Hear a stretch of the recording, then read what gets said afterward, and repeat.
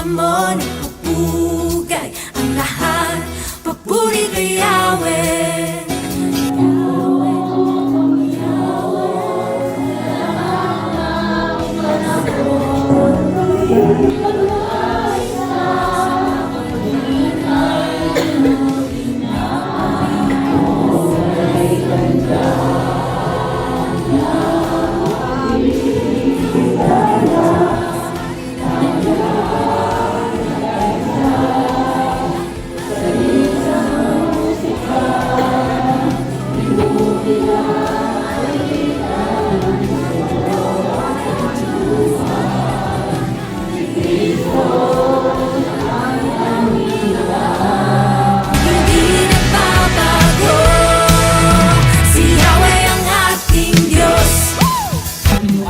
Sarili bilang haing buhay, banal at kalugod-lugod sa Panginoon, na siya naman nating katampatang pagsamba sa Panginoon. Ang Panginoon, kaya mga kapatid, alagaan po natin ang templo ng Panginoon.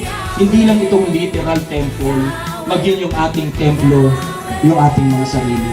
Iharap natin sa Diyos na maging templong banal ang ating pong mga buhay sa Panginoon.